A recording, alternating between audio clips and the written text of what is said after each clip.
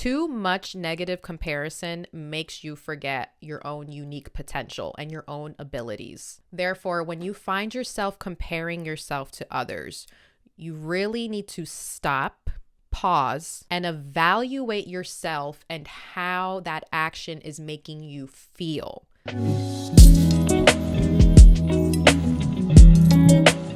Hello, and welcome back to another episode of the Mindshift Mami Show, a space where we are learning to shift our mindset in all aspects of our lives, one simple step at a time. I'm your host, Jasri Peralta, and today I am going to be talking about comparison and how it can really have a negative effect on us if we are not being careful with how it is entering into our lives. So as I was preparing for today's episode, I was thinking about comparison and my mind just started to personify comparison. Compari Son, that's her name. She is our childhood friend who grew up with us, and she's that friend that you still have in your circle because you have such a long history with each other, but you've kind of grown apart, or you've noticed that, you've just kind of outgrown her in a way.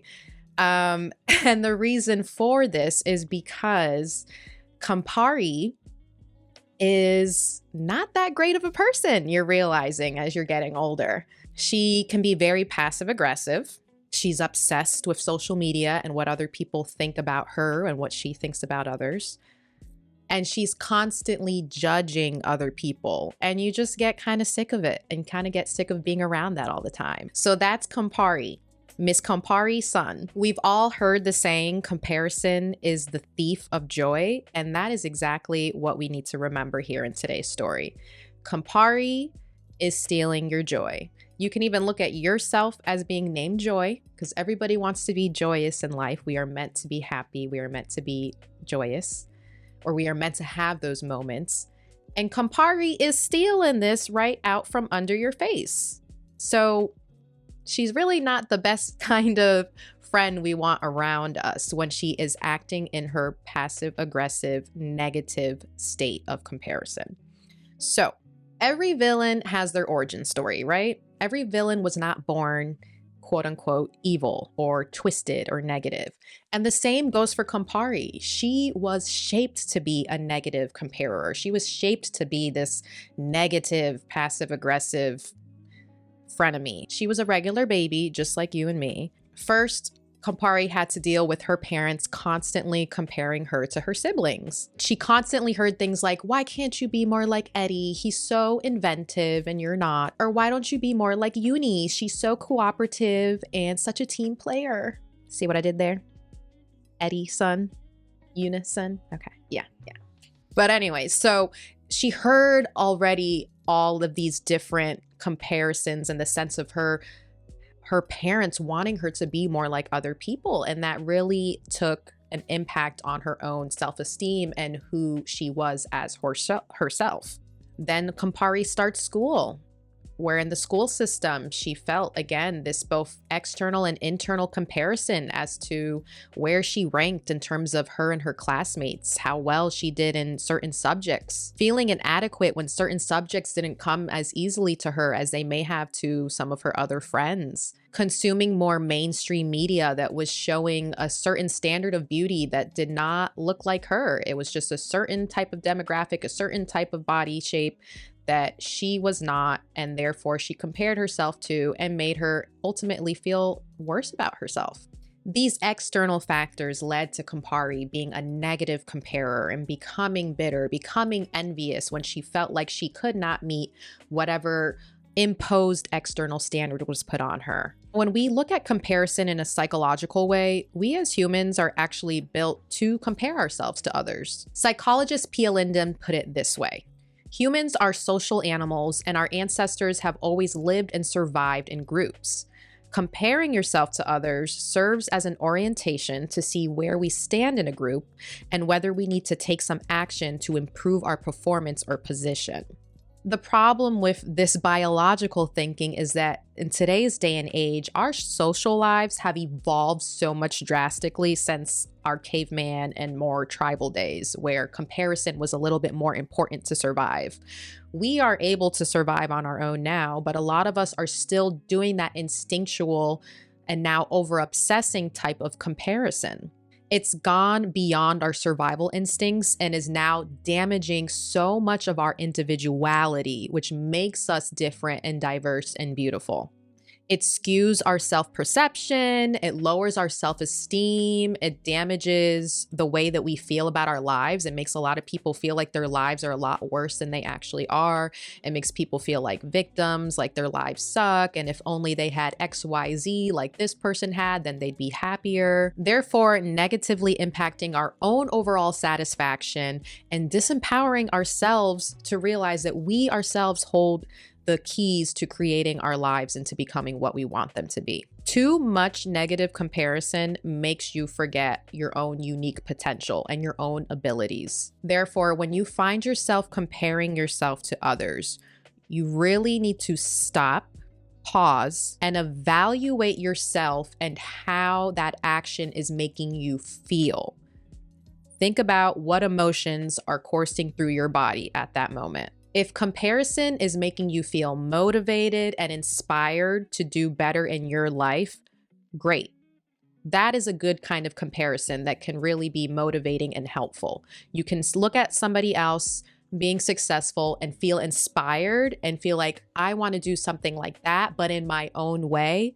That is a great kind of comparison. But if comparison is making you feel jealous, bitter, resentful of your life and others, ungrateful, unfulfilled, or you feel like you need to change things about yourself in order to be more accepted in society or just to fit in with others, and you feel like that is the only thing that's going to make you happy to become like that other person, a carbon copy of these other people, you need to recalibrate and reclaim your attention back away from whatever it is you are feeding your attention to. That is the kind of comparison that you want to stay away from. That is Compari coming up on your back, piggybacking on you, putting all her passive, aggressive, negative energy into you. The fact is that in this day and age, Compari has become overly obsessed with comparing herself to others. She has become so consumed with how others live their lives instead of creating a life that she actually enjoys for herself. Instead, she resents her life, looks at herself as a victim, blames everybody else, her mother, her daddy, her dog, for how her life is right now, has these false illusions of how great other people's lives are, and she envies other people's lives for herself, failing to realize that by putting all her energy into other people's snapshots on social media, that one, it's distracting her from putting in the actual work in her own life to create a life that she loves. And two, it's causing her to unrealistically assume that everybody else's life is perfect just because she's seeing everyone's snapshots on social media or what they're choosing to share, not knowing that the truth is you have no idea what other people's lives actually truly look like, and everybody has issues that they're dealing with. Compari has forgotten that the grass is truly greener where you water it. The grass is not greener on the other side. The grass is greener where you water it. Compari is constantly watering other people's grass by showering them with all her attention when she's just online looking at other people live their lives.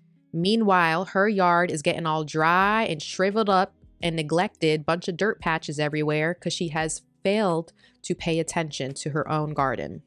And let's remember here that while Compari is personified here, we have to remember when we are letting Compari be up in your ear and making you do the comparison. Think about where you are. Are you watering the grass in your life? Or are you that person that's always looking at what everyone else is doing and feeling some type of way and letting it impact your mood?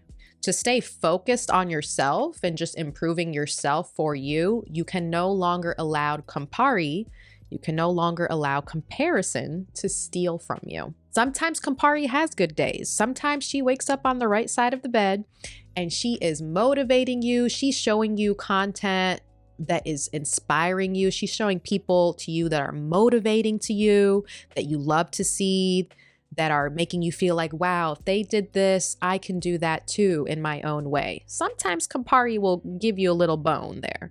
And those days, Compari can stay around.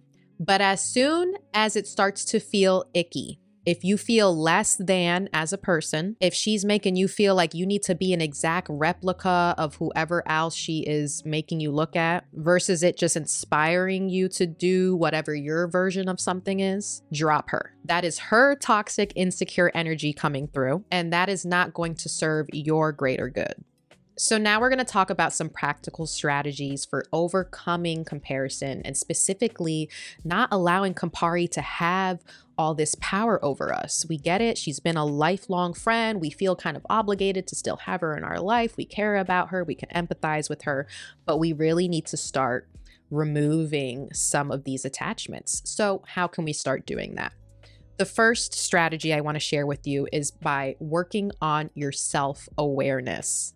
To be self-aware is to be as radically honest with yourself about yourself and where you currently stand. If you know that you have an issue with constantly comparing yourself to others, that's great. That's the first step to self-awareness, recognizing that you have that problem.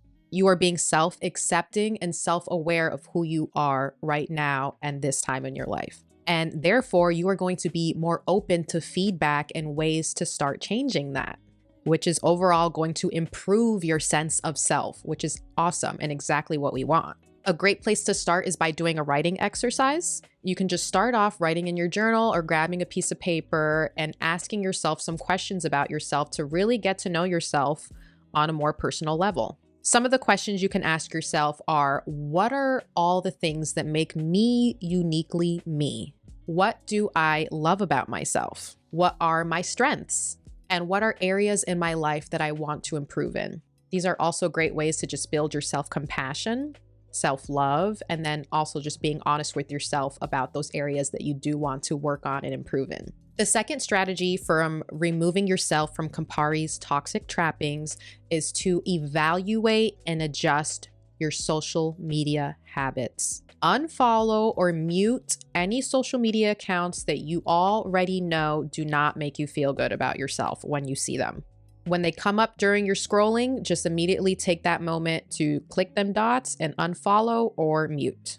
Work to also just decrease the amount of time you are spending on social media in general. Overall, social media is just a breeding ground for comparison, judgment, and focusing on other people's lives and projecting your own life on there and what you want others to perceive about yourself. When it comes to how we are interacting on social media, it not only matters the content that we are consuming, but also our own behavior in terms of what we are outputting.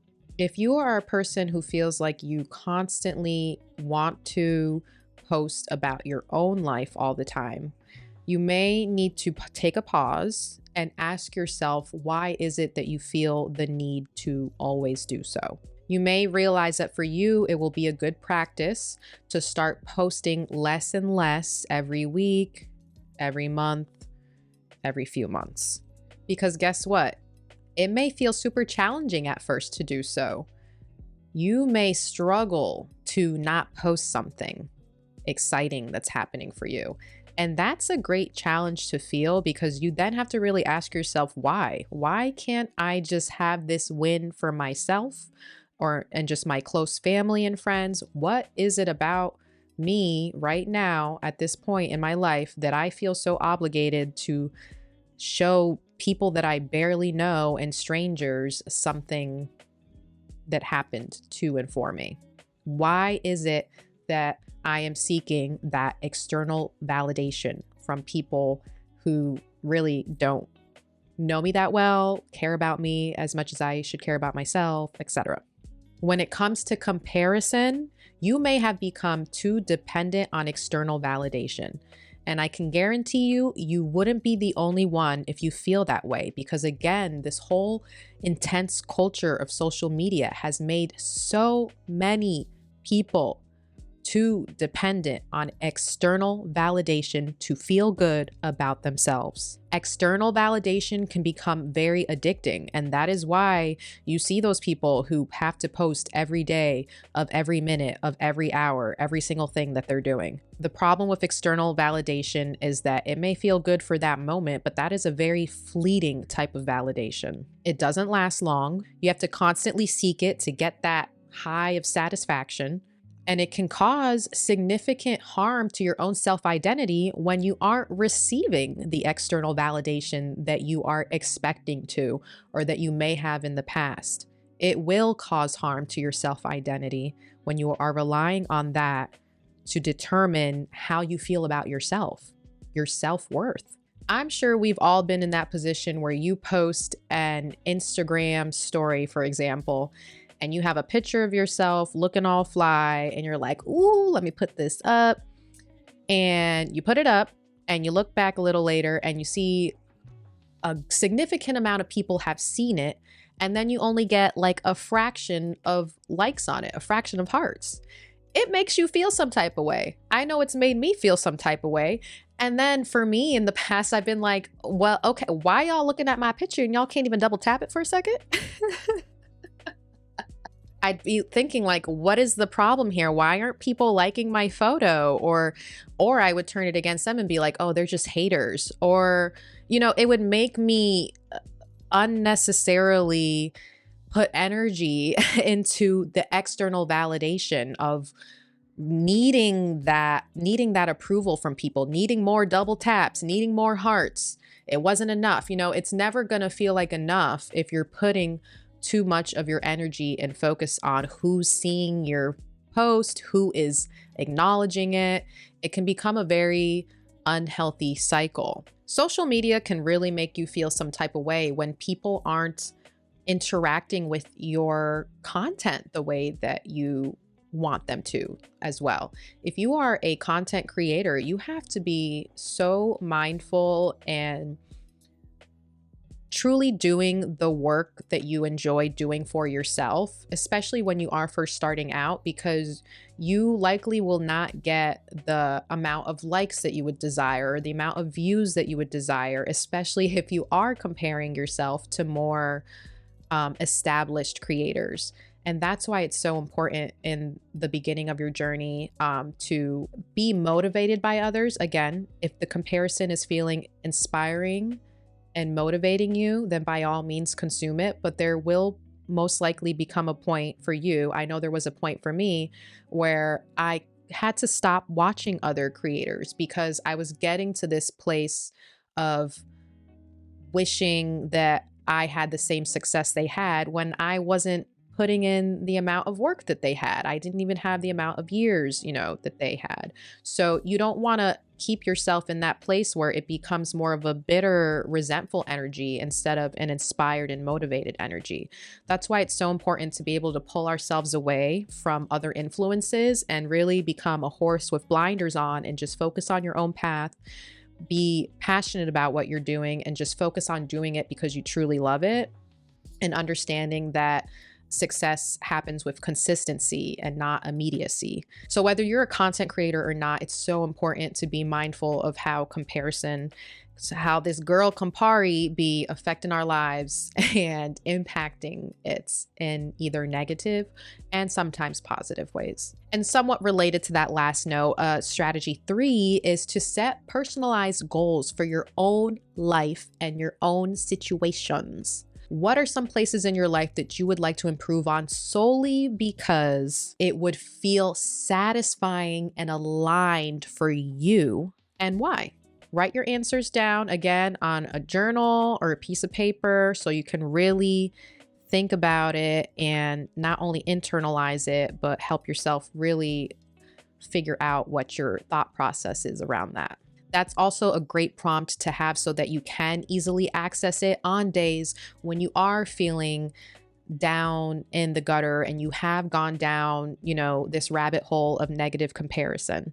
You need to remind yourself of your own path, your own why, so that you can get back on track.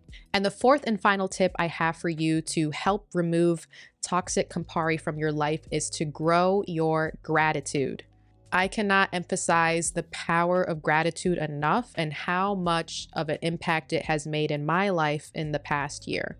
Practicing gratitude for the little and big things in your life will literally raise your vibration. It is one of the highest vibrations that you can feel. Start your days before getting out of bed thinking of at least 5 things you are grateful for, so you can just start to build that mood. I know for me, sometimes I'm still waking up in a very anxious state. So before I get out of bed, I try to switch that up, think about things I'm grateful for. You can journal in the morning too. You can listen to gratitude affirmations. If you like to listen to guided gratitude affirmations, you can do them while you're meditating or while you're doing some yoga in the morning or at night. I really like Alana Fox and Lavender. Those are great channels I highly recommend. And the great thing about guided meditations is that they're usually set up in a way that you can repeat the gratitude affirmation after the speaker has said it. And it's really great to do things like that, such as writing it and speaking it, as well as reading it or hearing it, because you're letting all your other senses kind of double up and triple up the impact of that gratitude. So highly recommend that. More gratitude in your life is going to make you feel more grateful for who you are, what you have, and take away your focus from what everyone else is doing. So all these tools that I just gave you are really designed in a way to help you shift your mindset into a more positive growth mindset, which will help you break free from a negative, toxic comparison cycle that you may find yourself in. So to sum it all up, let's remember here, Compari, we love you, girl. We had some great times, and we can empathize with Compari, right? We get why Compari is the way she is. And that doesn't mean that we need to allow her to constantly negatively impact our lives. Joy, true contentness and happiness in life comes from within. Your internal satisfaction will always be more powerful and sustainable than any external validation. Please remember to embrace your own personal journey. We are all unique individuals, and that is such a beautiful thing. You don't have to be like anybody else. You don't have to look and talk and speak like anybody else. Everybody on this world, everybody in this earth is a completely different person. And isn't that such a beautiful thing? We are always going to fail at trying to be someone else because we were not made to be them. We were made to be ourselves. We all have our own unique, beautiful quirks. And maybe in the past you have been laughed at or felt othered by that. But there comes a time in our lives when you have to realize that was a gift for you. That is what part of what makes you unique. And the sooner you embrace and love yourself for everything that makes you you, flaws and all, the sooner you will thrive in life and be happier and be more content. For women, especially, we have to be so careful and mindful not to hop on trends, especially when it comes to body modifications, because we can see right now in society all the removal of modifications that is happening. There was, a lot of body modifications happening in the last 5-10 years, and now there's a removal of the same body modifications happening. So it's just important to know yourself, love yourself, not feel like you need to do any changes to yourself just because it's on trend or because that's what appears to be what people desire. Because at the end of the day, just being yourself will never go out of style. You can't go out of style if you are simply being yourself, honoring yourself, and just finding what works for you. Self-love is really the root of everything. I cannot emphasize that enough, that if you want to be successful in life, you need to start with yourself. You need to start with accepting yourself and loving on yourself, and everything else will fall into place. That I can assure you. Thank you guys so much for joining me for today's episode. I'd love to hear your thoughts on it. If you can leave some comments below and let me know what you took away from this episode and what you're going to be doing moving forward to remove Compari's negative little butt out of your life. And until then, I will see you guys in another episode. Take care. Bye.